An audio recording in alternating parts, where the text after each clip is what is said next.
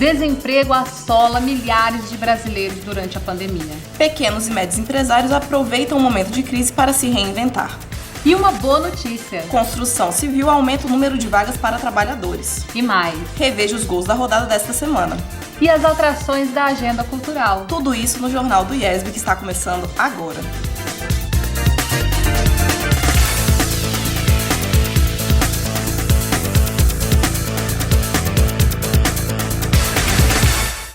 Bom dia! Bom dia! A Covid-19 segue causando danos que ultrapassam a área da saúde dos brasileiros. Em vários setores, a pandemia também está atrapalhando a economia do Brasil. A taxa de desemprego cresceu e muito nos últimos meses.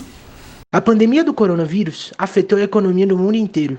No Brasil, várias pessoas perderam o emprego e estão sem trabalhar desde então. Matheus Alencastro é estudante de economia e acabou sendo demitido durante a pandemia, devido às políticas de combate à Covid. Ele afirma que está sendo muito difícil arrumar um novo emprego. Eu já procurei emprego em diversas empresas e não consegui, né? Já o meu currículo fica lá, eles falam que vão dar alguma resposta, mas acaba que só fica na espera. No Brasil, de maio a setembro, 3,4 milhões de pessoas foram demitidas. Isso representou uma alta de 33,1% em comparação ao ano anterior. É o que afirma o levantamento feito pelo IBGE. Apesar do distanciamento social, várias pessoas estão se arriscando nos transportes públicos e outras aglomerações para sair do desemprego, muitas vezes por falta de opção. Tem sido muito complicado devido à pandemia, porque os pais sentem medo de trazer seus filhos para terem aula, sentem medo também de me receber para uma aula particular. Pensando em longo prazo, o aumento do desemprego causado pela pandemia pode causar danos ainda maiores à economia. Durante a pandemia, sem dúvida nenhuma, houve um impacto grande sobre a economia e, consequentemente, sobre o emprego. O setor de turismo, o setor de transporte, né, esses setores e vários outros, né, sem dúvida nenhuma, esse cenário negativo, né, mesmo quando acabar a pandemia, você vai ter muitas dificuldades para que esses setores que foram mais atingidos, eles voltarem à plena carga num curto espaço de tempo. Daqui a pouco, os setores da economia que estão superando a crise. E as atrações da agenda cultural para você curtir o fim de semana.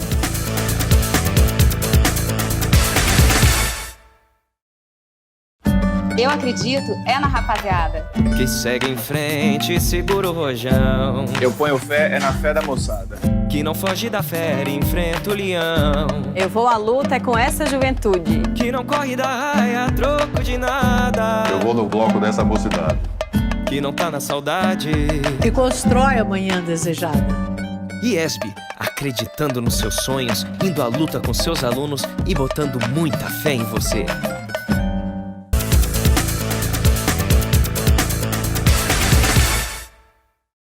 No sentido contrário, em relação à maioria dos setores da economia, a construção civil está crescendo em meio à crise e devolve otimismo ao setor. Os comerciantes têm observado aumento nas vendas para reformas, ampliações e início de novas obras. É o sonho da casa nova, ampliada ou reformada. Veja na reportagem. A realidade hoje tem se mostrado bem diferente das perspectivas que empresários e autônomos da área da construção civil tinham há 8 meses, no início da pandemia. A paralisação de atividades, obras e a previsão da redução de renda das famílias pintou um cenário catastrófico para o setor, mas que não se confirmou. Lojas e profissionais estão comemorando o crescimento da busca por serviço nos últimos meses. Como essas mudanças afetarão o mercado imobiliário? Bom, primeiro, temos que lembrar que o governo vem sinalizando, antes da crise já estava se trabalhando para isso e deve continuar, principalmente agora, para modificar a metodologia, as opções de financiamento para casa própria. Deve haver financiamentos com prazos longos, com juros muito mais baixos, inclusive a abertura de financiamento para imóveis usados para ajudar a estimular o setor. Então isso é uma ótima notícia e eu tenho convicção de que vão fazer isso, principalmente porque, além das demandas que a própria sociedade tem, né, o déficit habitacional tão falado, tem a necessidade de criar empregos rápidos. E o setor de construção civil é um dos segmentos que mais rapidamente gera empregos quando é estimulado.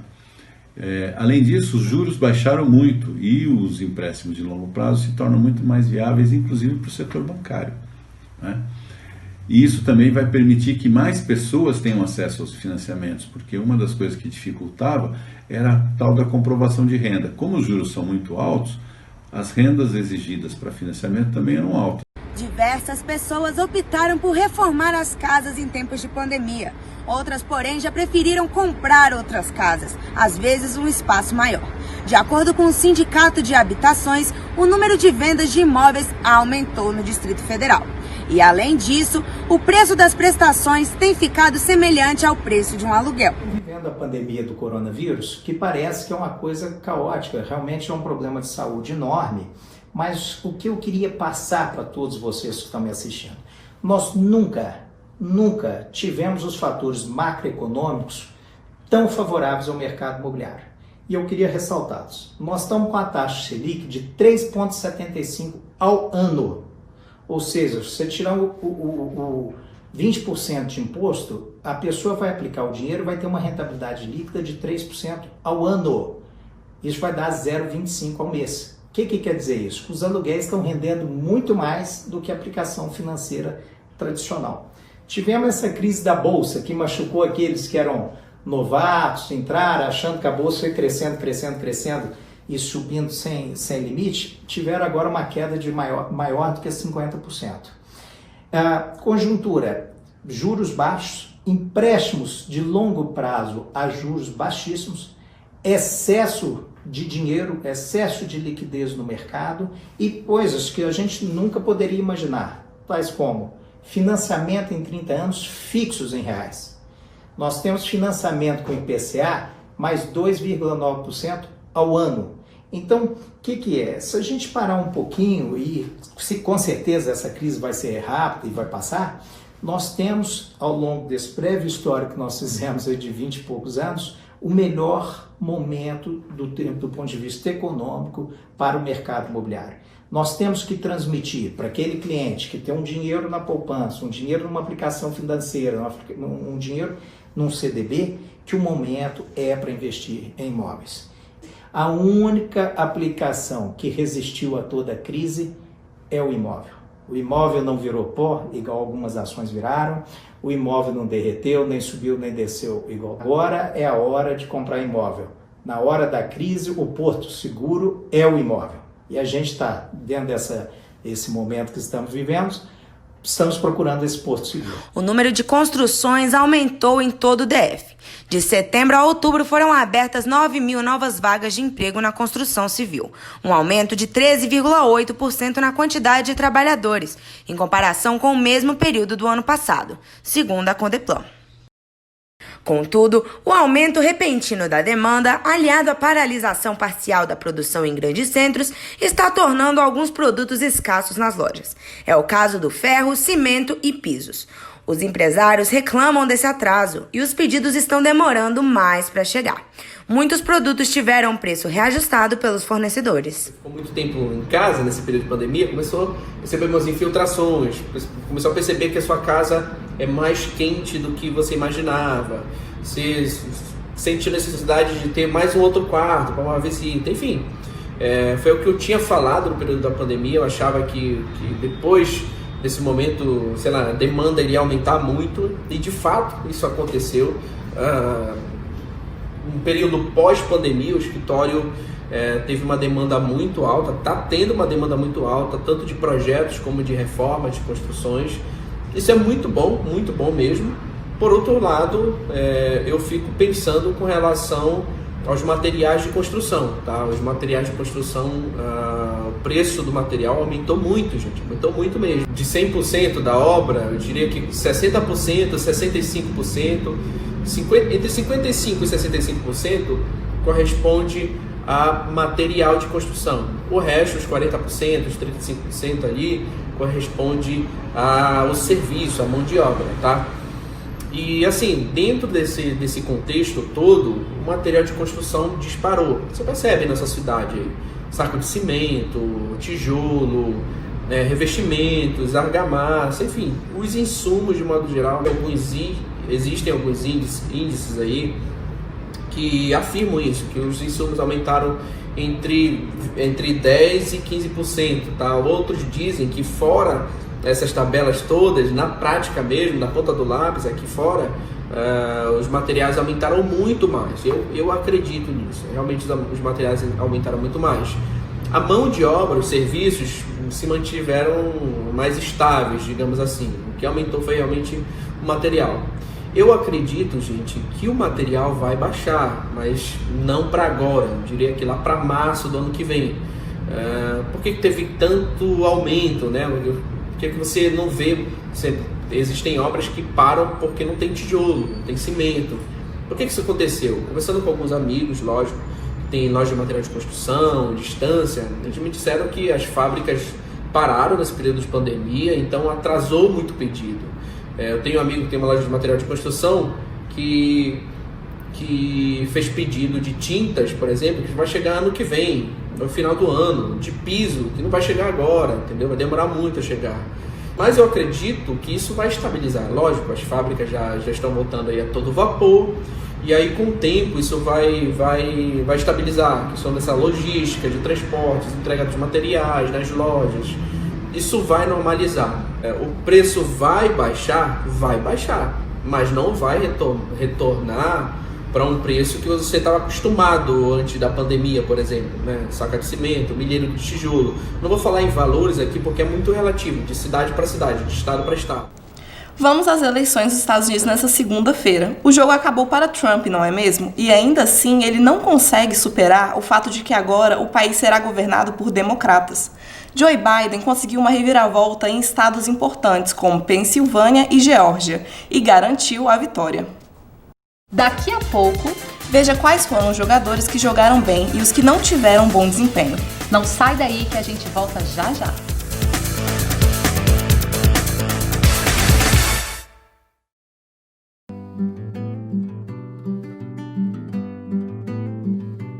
A vontade de querer aprender é o principal.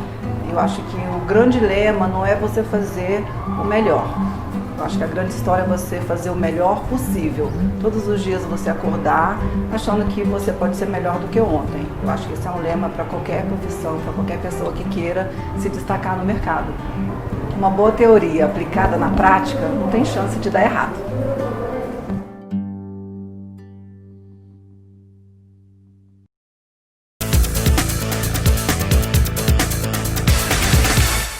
O início de novembro tem sido bastante agitado na área cultural. O destaque dessa semana é o Royal Week de Brasília, com Marília Mendonça. Quem traz todos os detalhes pra gente é o repórter Luan Gabriel. Bom dia, Luan! O Cine Drive-In Brasília voltou a funcionar na última quinta-feira e terá programação até o dia 11 de novembro.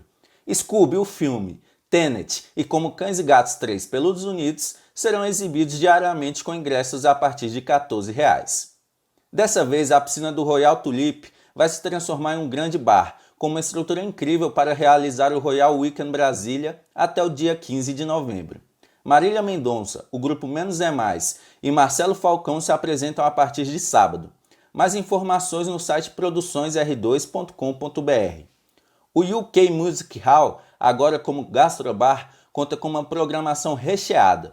As bandas Redbox, Hollywood, Várias Variáveis, Hash 2, U2 Elevation e Classic Rock fazem parte da programação que já teve início.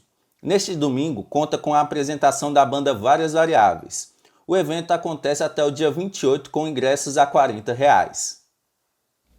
Como você viu, são muitas opções de lazer e você não pode perder. Faça sua programação e aproveite.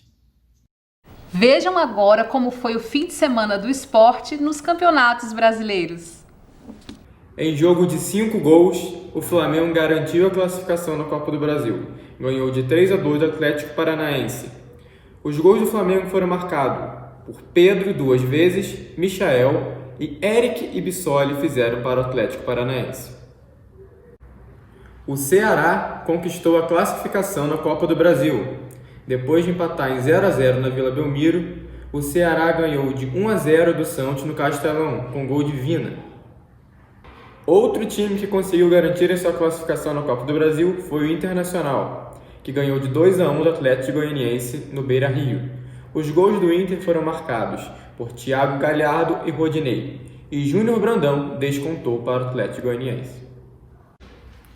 Apesar da vitória, o São Paulo não conseguiu a classificação na Copa Sul-Americana. Venceu por 4-3 o Lanús, mas acabou eliminado pelos gols marcados fora de casa, já que no jogo de ida foi 3-2 para o Lanús. Tadjer, Daniel Alves, Gabriel Sara e Pablo marcaram para o São Paulo. Della Vega, Aguirre e Orsini marcaram para o Lanús. Em jogo sem gols, o Vasco se classificou na Copa Sul-Americana, empatou na Venezuela com o Caracas por 0-0, já que o jogo de ida foi 1-0 para o Vasco. Outras notícias você confere na 3ª edição do Jornal IESB. Um ótimo dia para você. Bom dia e até amanhã.